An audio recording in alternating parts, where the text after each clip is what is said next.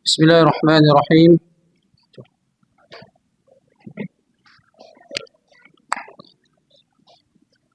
السلام عليكم ورحمة الله وبركاته. إن الحمد لله نحمده ونستعينه ونستغفره ونتوب إليه ونعوذ بالله من شرور أنفسنا ومن سيئات أعمالنا.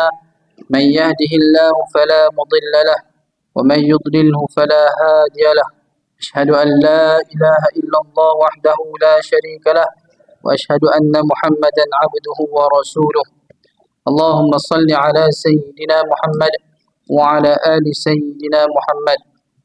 اللهم لا سهل إلا ما جعلته سهلا وأنت تجعل الحزن إذا شئت سهلا. رب يسر ولا تعسر، رب تمم بالخير. Kita mulakan kuliah kita pada malam ini dengan baca Ummul Quran Al-Fatihah. A'udzu billahi minasy syaithanir rajim. Bismillahirrahmanirrahim. Alhamdulillahi rabbil alamin. Ar-Rahmanir Rahim. Maliki yaumiddin. إياك نعبد وإياك نستعين. اهدنا الصراط المستقيم صراط الذين أنعمت عليهم غير المغضوب عليهم ولا الضالين. آمين. Alhamdulillah. Pertama dan selamanya marilah kita bersama-sama syukur pada Allah Subhanahu wa taala di atas kurniaannya, nikmatnya dan segala-gala yang kita dapat pada malam ini. Dan khusus juga kita syukur kepada Allah Subhanahu wa taala kerana telah memberikan kita ruang dan juga peluang untuk sekali lagi seperti biasa pada malam Rabu, Selasa malam Rabu, untuk sama-sama kita mentadabbur, menghayati dan mempelajari ilmu Al-Quran melalui kitab tafsir Amrul Athir yang dikarang oleh almarhum Ustaz Muhammad Ahmad San Haji bin Muhammad. Tuan-tuan dan puan-puan yang dirahmati Allah Subhanahu wa taala, satu hadis Nabi SAW sebagai muqaddimah. An Abi Darda radhiyallahu anhu qala Sami'tu Rasulullah sallallahu alaihi wasallam yaqulu man salaka tariqan yaltamisu fihi ilman. Sesiapa yang menempuh satu jalan untuk mencari ilmu, sahhalallahu lahu bihi tariqan ilal jannah. Allah akan memudahkan baginya jalan menuju syurga. Wa innal malaikata la tad'u ajnihataha. Sesungguhnya para malaikat benar-benar meletakkan sayap-sayap mereka ridan li talibil ilm, kerana rida terhadap penuntut ilmu. Jadi hadis yang saya bacakan sebentar tadi adalah salah satu hadis motivasi untuk umat Islam, untuk kita sama-sama sentiasa dalam keadaan berlumba-lumba untuk menuntut ilmu. Kerana Nabi menyebutkan kalau kita berhadapan, kita bersedia untuk bersusah payah mencari ilmu, maka Allah Subhanahu wa taala akan mempermudahkan jalan kita masuk ke syurga Allah, insya-Allah. Dan orang yang menuntut ilmu, orang yang berada dalam majlis ilmu ini, Nabi kata akan berada di bawah di bawah hamparan sayap-sayap malaikat. Jadi malam ni malaikat melebarkan sayap. Kalau tuan-tuan nampak okey, melebarkan sayap, dan orang yang berada di bawah sayap-sayap malaikat ini, malaikat redha terhadap penuntut ilmu. Redha ni maksudnya apa? Salah satu redha malaikat ni, mereka akan mendoakan agar diampunkan dosa. Setiap langkahan kita tu akan diampunkan dosa, Allah.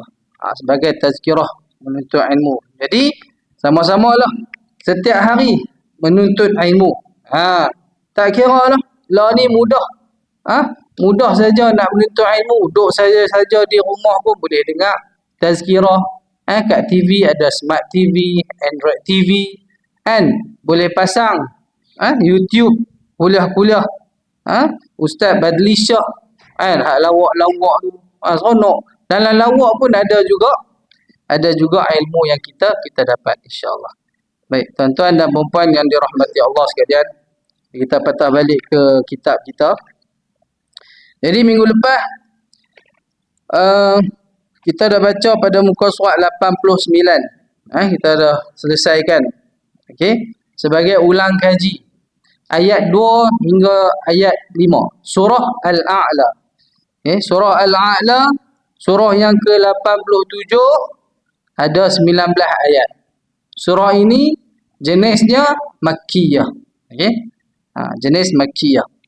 Baik, tuan-tuan dan puan-puan yang dirahmati Allah sekalian, pada ayat 2 hingga 5 yang kita bacakan pada minggu lepas, tema ayat ini adalah berkaitan dengan ketuhanan. Kerana Allah Subhanahu Wa Taala menceritakan kepada kita dalam ayat 2 hingga 5 ini berkaitan dengan sifat-sifat Allah Subhanahu Wa Taala. Antaranya apa? Allah sebut khalaqa. Walladhi khalaqa. Dan dialah, yakni Allah Subhanahu Wa Taala mencipta. Kemudian fasawwa, tu sifat Allah juga, menyempurnakan. Seterusnya pada ayat berikutnya walladhi qaddara. Selain daripada mencipta, menyempurnakan, dia juga telah menetapkan. Huraian dia apa? Allah menciptakan manusia itu bukan cipta biasa-biasa, tapi cipta dalam keadaan menyempurnakan pula, sempurnakan kejadian. Seperti mana firman Allah dalam surah At-Tin. Surah At-Tin ayat lah tu bunyi macam mana? Laqad khalaqanal insana fi ahsani taqwim. Semua apa? Saya main lupa tadi. Okey, saja nak test tuan-tuan. Gitu gimmick dah. Okey.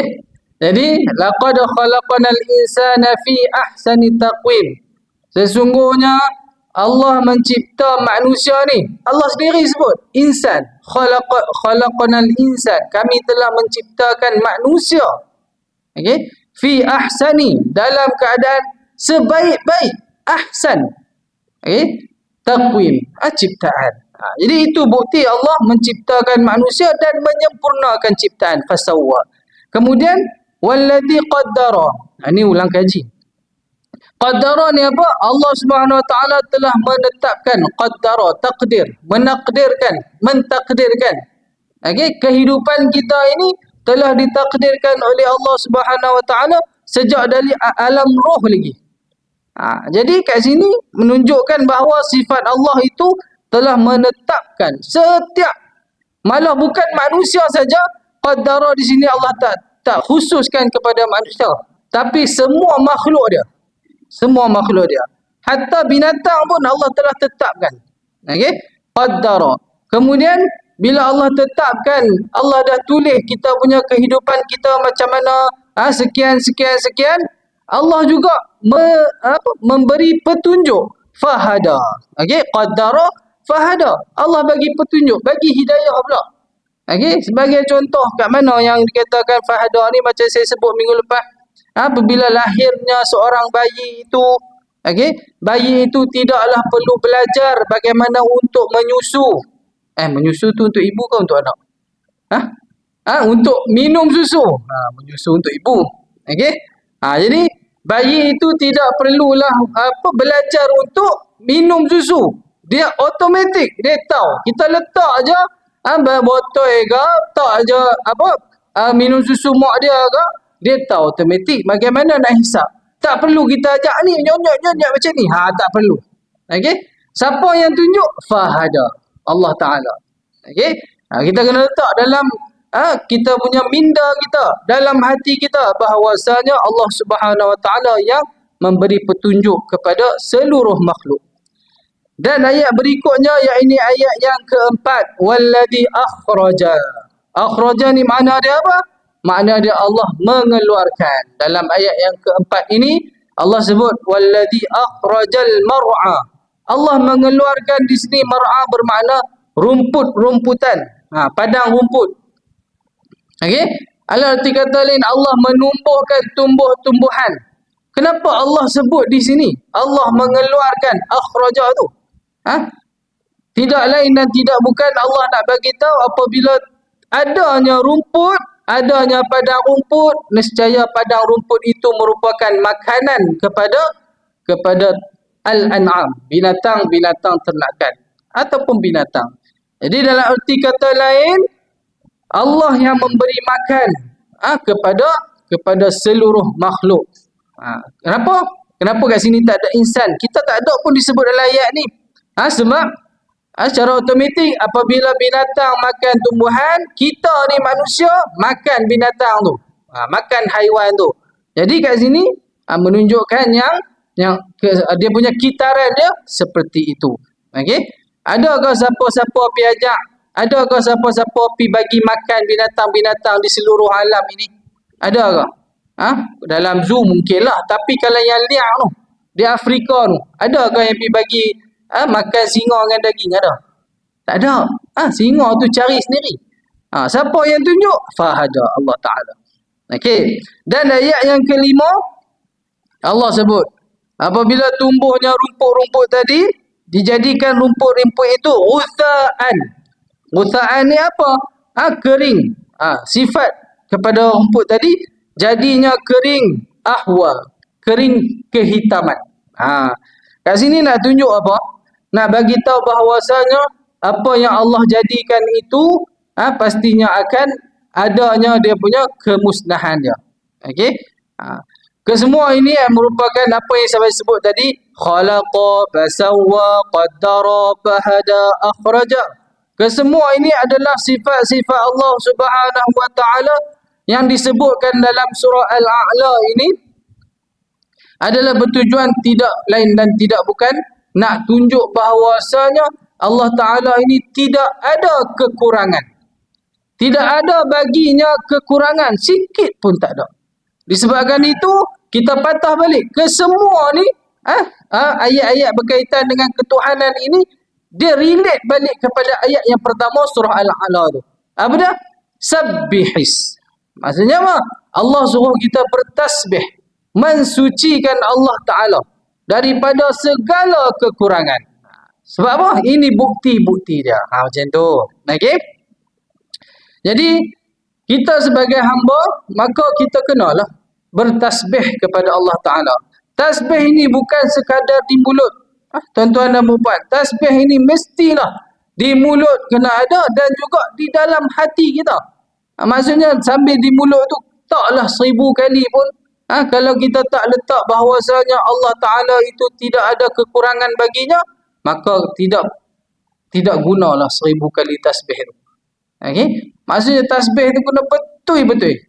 Betul-betul faham bahawasanya Allah Ta'ala itu tidak ada kekurangan baginya. Baik, tuan-tuan dan puan-puan yang dirahmati Allah sekalian. Okey? Jadi kita masuk kepada ayat berikutnya. Boleh no? Lagi kita tak baca lagi ayat yang ke-6 ni. Okey.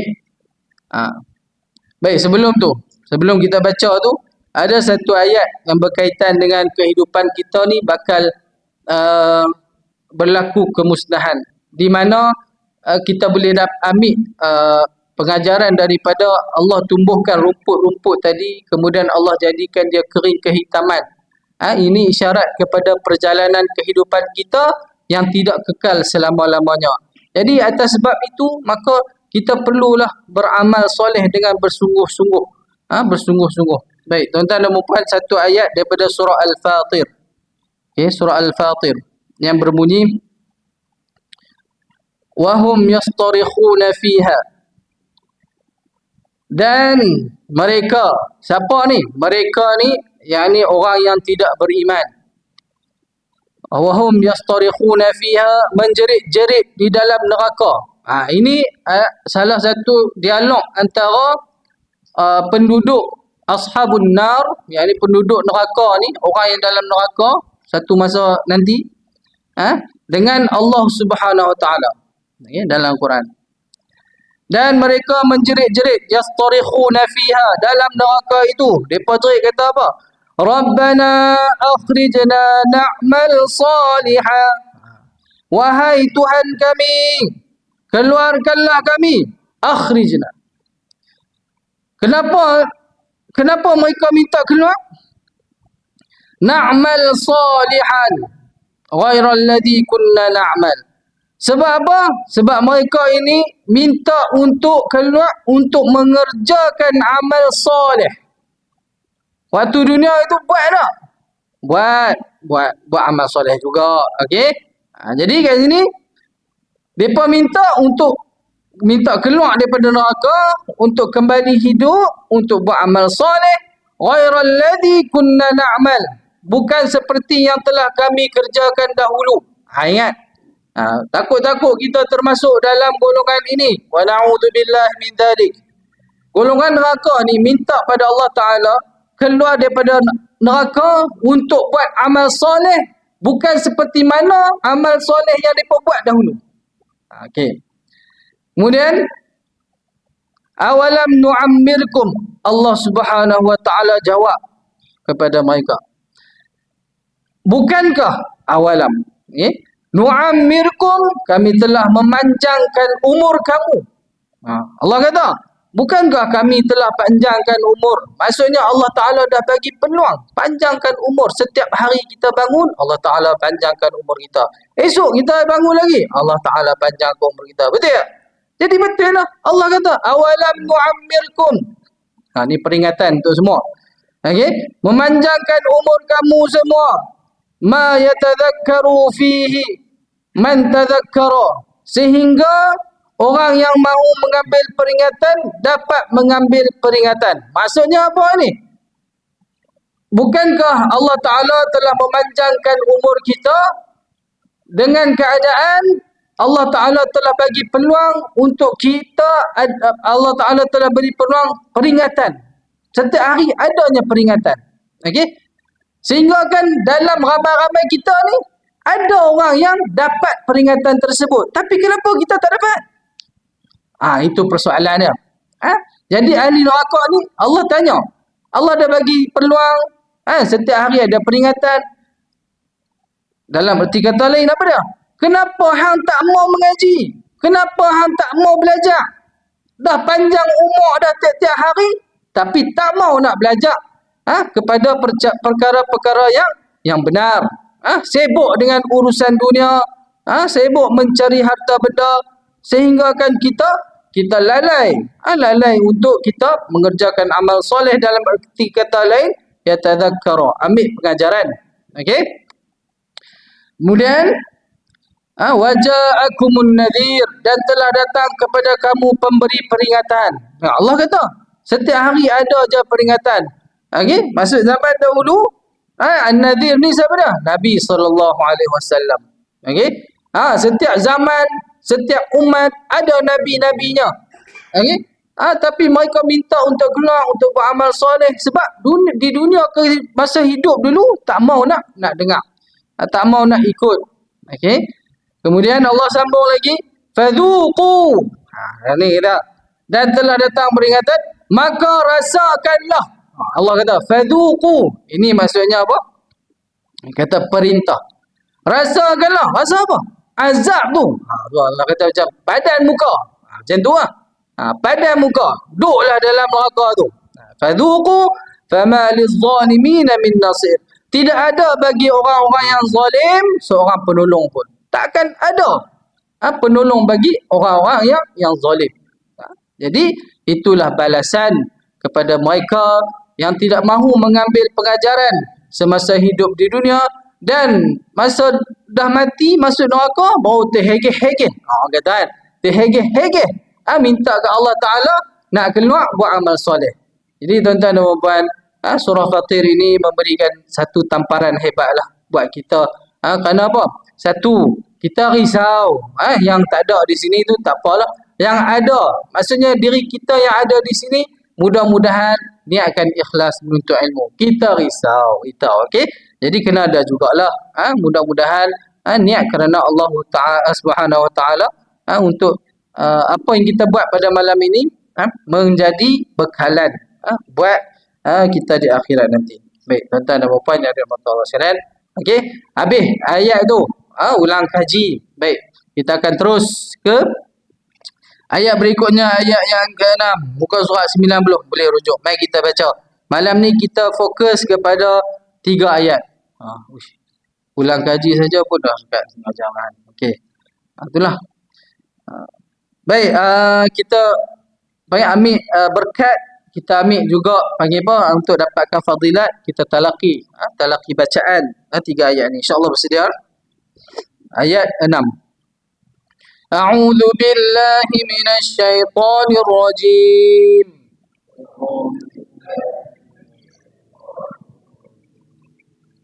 Sanuqri'uka fala tansa. Baik. Illa ma syaa Allah.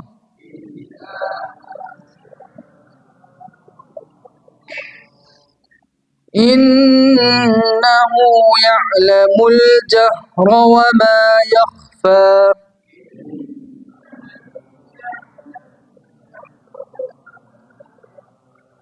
Baik. Wa nuyassiruka lil yusra. Baik, satu peringatan. Huruf ra. Huruf ra ni dia ada 2 sifat. Ra ni apa? Satu adalah tafkhim dan satu adalah tarqi. Kalau kita sebut wa nuyassiruka lil yusra. Ada tak orang panggil tu? Ada kan? Ada. Kalau yusra tu betul tak? Betul, tapi kurang tepat. Yang tepatnya adalah yusra, ra. Ra ni apa? Ra tebal. Panggil ra tafkhim. Ra tebal. Kemudian ra tebal ni dia kita nak kenal dia macam mana? Dia satu baris fathah. Baris fathah dan juga baris dhammah. Ru. Ru dan ra.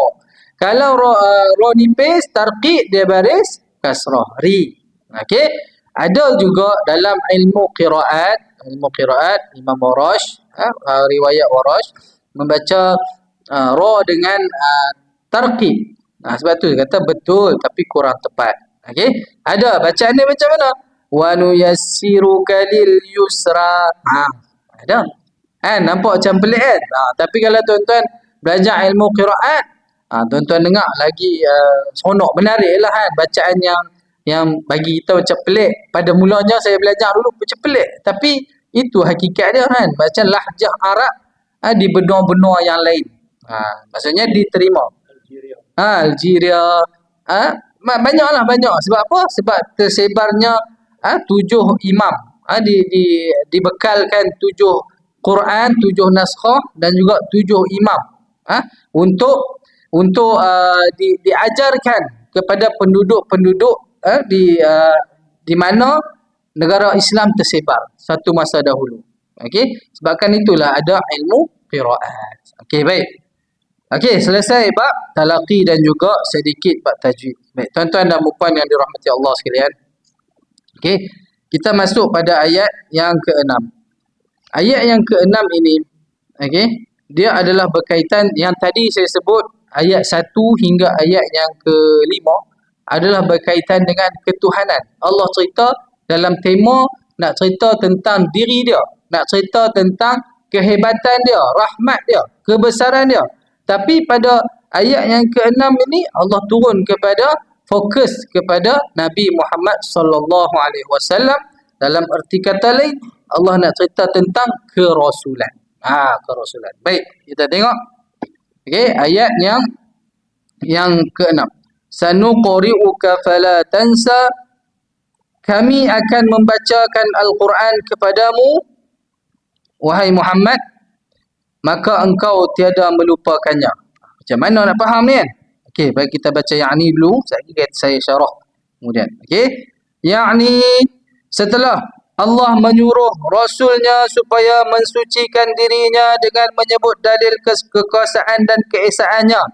Kat mana mensucikan? Sabbihis tadi. Kan sabbihis tadi adalah satu perintah, satu fi'il amar di mana Allah suruh Nabi SAW dan umat dia, kita lah, untuk bertasbih, mensucikan dirinya. Okey, kemudian Allah menyebut dalil kekuasaan dan keesaannya. Tadi sifat-sifat yang saya bacakan tadi tu adalah dalil kekuasaan dan keesaannya. Okey. Disebutkannya pula di sini kurnia dan nikmatnya ke atas Rasulnya Muhammad sallallahu alaihi wasallam. Kan nak ceritakan di sini berkaitan dengan kerasulan Nabi Muhammad sallallahu alaihi wasallam. Okey. Iaitu kami, yakni Allah membacakan kepadamu, sanuqri'uka. Okay, itu maksudnya. Membacakan kepadamu, wahai Muhammad, Quran yang agung ini supaya engkau hafalkan dalam dadamu sehingga engkau tidak akan melupakannya. Okey. Fala tansa, sehingga engkau tidak akan melupakannya. Kat sini Allah nak bagi tahu yang pertama, Allah yang bacakan Al-Quran kepada Nabi Muhammad sallallahu alaihi wasallam. Betul tak? Betul tak? Sanuqri'u. Nabi baca ke? Allah yang bacakan. Kita tengok balik kepada bagaimana penerimaan wahyu yang pertama. Okey, kita tengok balik kisah, kita flashback balik. Kalau tuan-tuan ingat, bagaimana hadis Nabi sallallahu alaihi wasallam yang berbunyi awwalu ma budi'a bihi Rasulullah sallallahu alaihi wasallam min al-wahyi ar-ru'ya as-salihah fi an-nawm fakana la yara ru'yan illa ja'at mithla falaqis subhi. Apa maksud di sini? Ini adalah berkaitan dengan permulaan wahyu melalui mimpi yang benar. Okey, sebelum turun wahyu secara langsung, permulaan wahyu mula-mula sekali, Allah telah mempersiapkan Nabi, yakni Rasulullah sallallahu alaihi wasallam dengan mimpi-mimpi yang benar.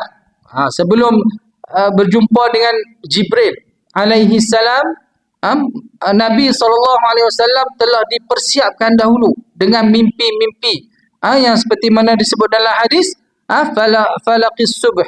Okey, macam dia nampak cahaya subuh. Okey. Apa yang dilihat baginda dalam mimpi berlaku sepertinya terbitnya fajar. Okey. Kemudian baginda suka menyendiri di Gua Hira. Maksudnya apa? Sebelum kejadian berlakunya penurunan wahyu yang pertama ini, Iqra ini, baginda akan menyendiri di Gua Hira. Panggil apa? Berkhalwah.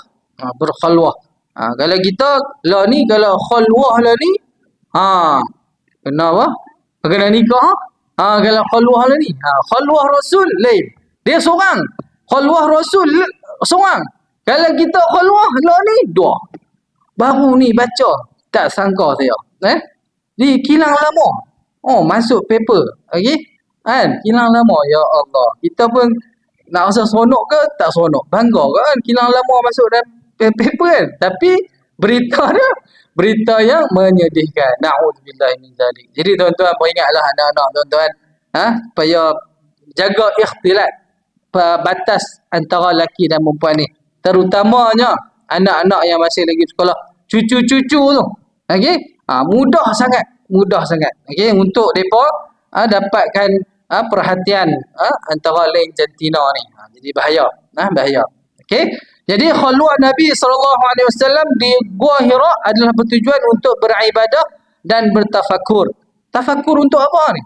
Selain daripada Nabi beribadah dengan cara Nabi, cara sebelum dapat wahyu ni, Nabi bertafakur, memikirkan bagaimana penduduk musyrikin Mekah tu, bagaimana masalah-masalah yang mereka banyak sangat perkara jahiliah sebelum datangnya wahyu. Okey? Jadi Nabi fikir, pasal apa macam ni, pasal apa macam ni. Okey. Lalu apa yang berlaku? Nabi bila Nabi berkhalwah di Gua Hira, nak tunjukkan bahawa Nabi ini mempunyai hati yang bersih dan suasana yang tenang untuk membantu seseorang menerima hidayah. Jadi kalau tuan-tuan dan puan rasa serabut nak duduk kat Taman Sedangin ni, pilah healing. Itu maksudnya. Maksudnya pi healing. Itu panggil healing kan. Healing ni maksudnya penyembuhan. Sesi penyembuhan. Pilah duduk dekat ayat tajud. Macam ayat putih kan. Junjung ayat putih. Tak tahu. Saya tak pernah pi pun sebut je. Sebab duduk lalu selalu kan. Okay. Tak pun pi lata. Ayat tajud lata. Lata mana? Lata tebing tinggi. Selama. Okay. Okay. Pi tengok laut. Healing. Maksudnya tengok laut. Kalau tuan-tuan nak ikut Nabi SAW, kan, masuk gua. Healing masuk gua. Rasa macam mana? Rasa lagi sabut dah tu. Tapi Nabi boleh. Sebab Nabi dia special. Kita masuk gua boleh? Boleh. Gua apa masuk? Lah kat mana gua? Tahu gua kelam lah. Gua kelam. Pi masuk gua kelam. Bawa kerusi healing, meja healing, pergi duduk dalam gua tu tengok dia rasa apa. Kan? Kalau boleh duduk, boleh tahan lama, boleh. Okay? Bawa kipas panas. Okay? Jadi, cerita dia, Nabi telah bersedia sebelum turunnya malaikat untuk bertemu dan dapat menerima wahyu yang pertama dengan cara Nabi menyendiri khulwah. Kemudian, Nabi akan bertafakur untuk membersihkan hati. Okay? Kemudian, apa jadi? Okay? Faja'ahul malaku faqala. Kemudian telah datang malaku. Malaku ni apa? Malaikat Jibril. Faqala iqra. Okey, iqra. Nabi kata malaikat kata apa? Arahan pertama daripada langit adalah iqra. Pendek. Bacalah. Malaikat turun jumpa dengan Nabi SAW dalam keadaan diri dia yang sebenar. Bayangkan. Okey. Iqra. Kemudian apa Nabi kata?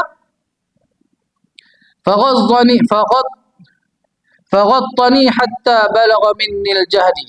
Nabi kata sehingga kan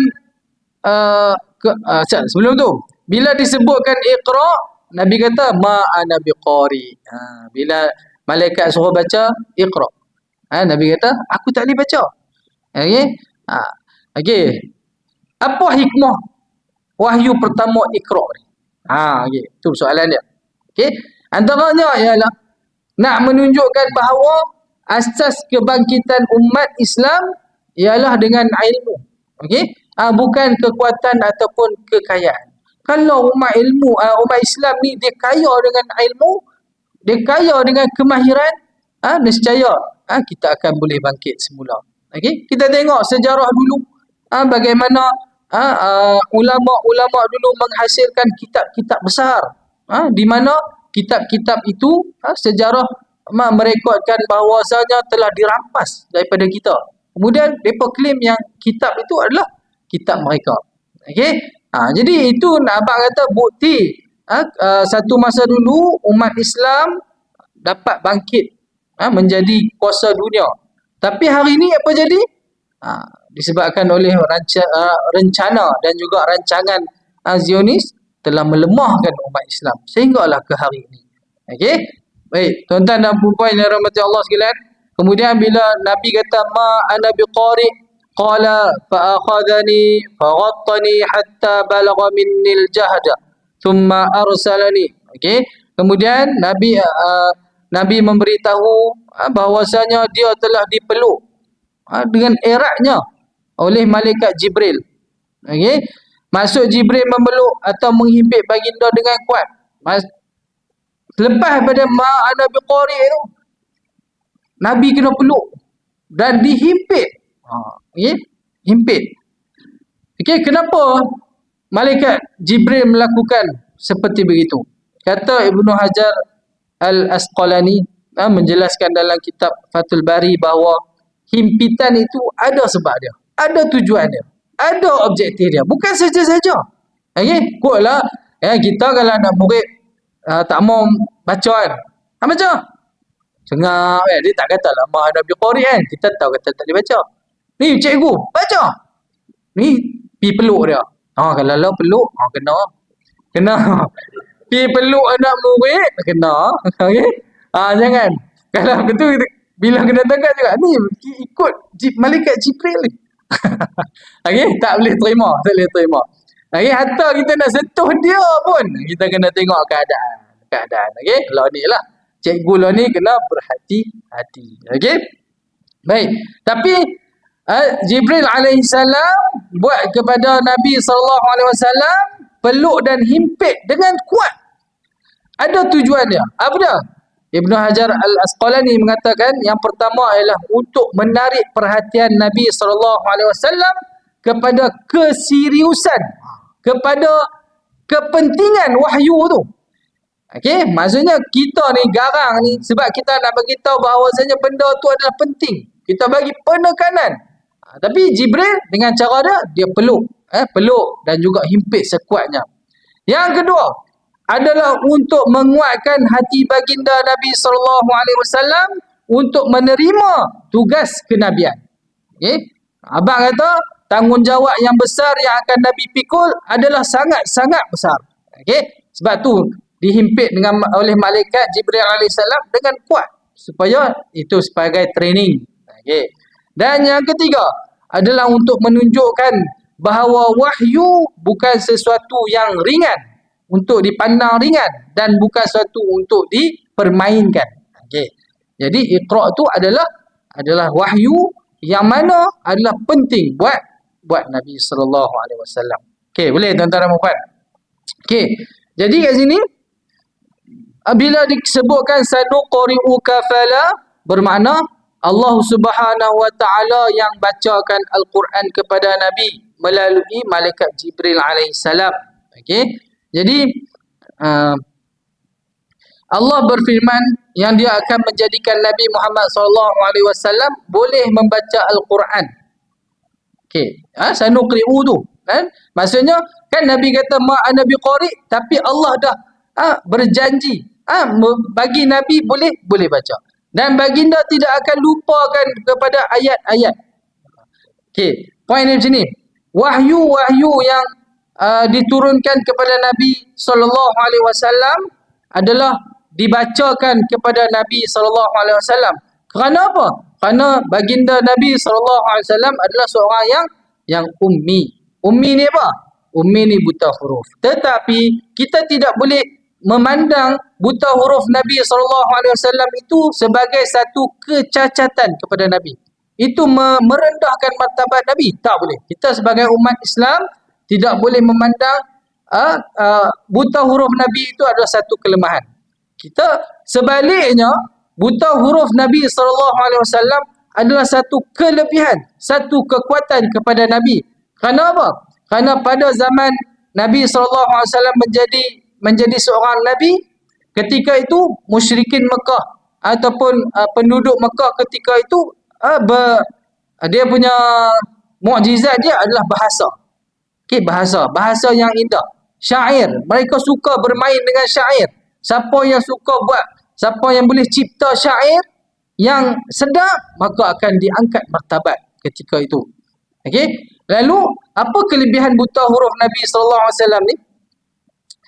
Bila wahyu turun, Al-Quran turun, Nabi SAW baca wahyu tersebut, baca ayat-ayat Al-Quran yang diturunkan kepada baginda, maka orang musyrikin Mekah jadi satu benda yang takjub, satu benda yang heran. Hang ni dah tak boleh baca, dikenali dengan buta huruf, tapi hang boleh buat satu syair, satu ayat yang lagi power daripada orang yang hebat. Itu. Nah, abang kata macam tu. Bayangkan kalaulah Nabi SAW itu seorang yang boleh membaca dari awal. Okey, boleh mengeja dari awal. Bagaimana Al-Quran diturunkan kepada baginda, kemudian disampaikan kepada penduduk Mekah ketika itu, lalu dia nampak macam biasa saja. Jadi Allah Subhanahu Wa Taala dah atok elok dah daripada awal. Okey, Al-Quran diturunkan kepada penduduk Mekah yang ketika itu suka sangat bermain bahasa. Sebab tu mukjizat Nabi adalah Al-Quran. Nabi tidaklah seperti mana Nabi Musa alaihissalam, mukjizat terbesar dia adalah mukjizat Nabi Musa ketika itu nak lawan kepada sihir tukang sihir Firaun. Sebab itulah tongkatnya boleh tukar jadi ular, kemudian boleh belah laut, boleh belah lautan. Itu. Maksudnya setiap mukjizat ni apa? Mukjizat ni adalah perkara yang melemahkan. Okey.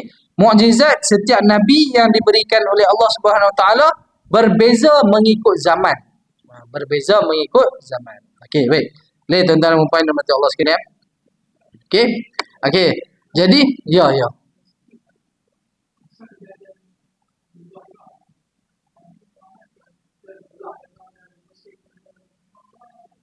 Ada. Betul. InsyaAllah. Betul. Ada lepas dah. Betul. Tetapi kat sini, tu. Apa yang macam kita akan masuk. Kenapa Allah Subhanahu Wa Taala sebut dalam ayat ini fala tansa. Fala tansa. Tansa ni maksud apa? Bermaksud yang Allah Subhanahu Wa Taala berjanji dan menjaminkan kepada Nabi yang dia tidak akan lupa. Tidak akan lupa. Jadi Allah rekodkan ayat ini dalam surah ini nak menunjukkan bahawasanya berlaku kepada Nabi SAW satu rasa risau, satu rasa ketakutan kepada Nabi SAW, yakni kerisauan terhadap yang Nabi akan lupa wahyu yang diturunkan. Kan wahyu turun berperingkat. Kemudian banyak diturunkan. Diturunkan tu banyak. Selama 23 tahun wahyu diturunkan kan. Al-Quran nak lengkap 23 tahun. Jadi kat situ Nabi berasa takut ataupun risau yang dia tu akan lupa. Okey, sebab tu Allah SWT bagi jaminan dalam ayat ini yang ayat-ayat tersebut akan diajarkan kepada Nabi wahyu tadi, kemudian dia jaminan tidak akan lupa ayat tersebut. Tapi sebagai manusia, ya betul, mesti ada kerisauan, betul tak? Nah, abang kata Nabi pun manusia, seperti mana kita juga. Okey, tapi ada kelebihan-kelebihannya lah. Kan pernah kita dengar ada satu hadis yang direkodkan bahawasanya Nabi SAW pernah terlupa sebahagian ayat Al-Quran. Sami'an Nabi daripada Aisyah bin Abu Bakar, Sami'an Nabi SAW rajulan yaqra'u fil masjid faqala yarhamuhullah laqad adhkarani kada wa kada ayatan asqituha min suratin kada wa kada. Semoga Allah merahmatinya. Dia telah mengingatkan aku tentang sekian-sekian ayat yang aku telah terlupa daripada surah sekian-sekian. Hadis riwayat Sahih Bukhari dan Muslim. Hadis ini nak menunjukkan bahawasanya Nabi pun pernah terlupa. Okey, ayat-ayat yang dibacakan dalam solat. Okey, Imam Nawawi menjelaskan bahawa yang dimaksudkan ialah terlupa sementara. Okey. Kemudian Allah mengingatkan baginda semula melalui bacaan sahabat. Jadi nak abang kata dalam dah hati dah bersih kan, dah dibelahkan, dibasuh dengan air Zam-Zam, dimasukkan semula. Okey. Kemudian diajarkan dalam kerisauan Nabi untuk lupa ayat-ayatnya, ada juga yang terlupa. Lalu diingatkan oleh sahabat yang ada dalam masjid ketika itu. Jadi ini adalah sifat manusia yang memang akan lupa. Tapi jangan kita ingat lupa Nabi itu adalah satu benda yang panggil apa? Yang salah. Bukan. Nabi tetap maksum. Maksum ini bermakna maksum bermakna tidak melakukan dosa. Okey? Tidak ada dosa padanya. Okey? Tetapi lupa itu adalah sifat manusia biasa. Okey? Baik tuan-tuan dan puan-puan yang dirahmati Allah sekalian. Jadi fala tansa di sini kalau ikut dalam ya'ni, okey? Quran yang agung ini kita baca tadi kan. Quran yang agung ini supaya engkau hafalkan dalam dadamu sehingga engkau tidak akan melupakannya. Okey. Kemudian sambung kat situ, tetapi illa masya Allah. Tetapi apa yang dikehendaki oleh Allah mengenai hukum-hukum yang dibatalkan, engkau akan melupakannya. Ayat 7. Jadi tuan-tuan dan puan-puan yang rahmati Allah sekalian, ayat 7 ni kita akan sambung pada pada minggu kuliah berikutnya lah. 2 minggu lagi insya-Allah. Boleh? Okey. Jadi sebagai pengajar dia yang pertama ialah kita kena melalui muqaddimah surah Al-A'la ini. Pertama kita kena banyakkan bertasbih kepada Allah, mensucikan Allah itu bukannya tasbih di mulut sahaja, tapi tasbihlah dalam hati dengan meletakkan Allah Subhanahu Wa Taala itu yang pertama. Okey. Yang kedua, kita kena ingat bahawasanya Allah mencipta dan menyempurnakan kita. Kemudian Allah yang beri petunjuk. Allah telah menetapkan takdir kita dan memberikan petunjuk kepada kita. Okey. Kemudian kita kena ingat kehidupan yang kita lalui ini bukanlah selamanya. Sat saja. Okey, sat saja. Okey. Dan kita kena syukur dengan nikmat yang Allah bagi sehingga ke takat ini, ke saat ini. Okey. Kemudian ayat sanuqri'uka fala tansa tadi adalah nak bagi tahu bahawasanya Nabi Muhammad sallallahu alaihi wasallam adalah seorang manusia juga yang ada kerisauan untuk risiko untuk lupa kepada ayat-ayat yang diajarkan. Jadi perkara itu adalah normal bagi seorang manusia. Wallahu a'lam. Kita tangguh kita punya kuliah sehingga ke tahap ini. Okey. Bismillahirrahmanirrahim.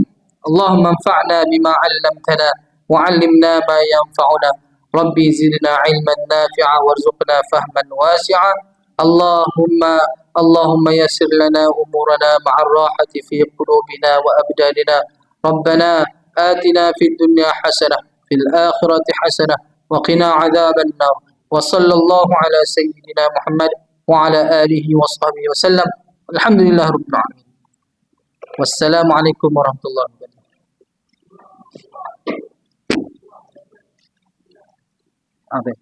Betul. Surah favorite Nabi. Betul. Nabi akan baca surah ini setiap waktu Jumaat, setiap hari Jumaat pada solat Jumaat. Okey.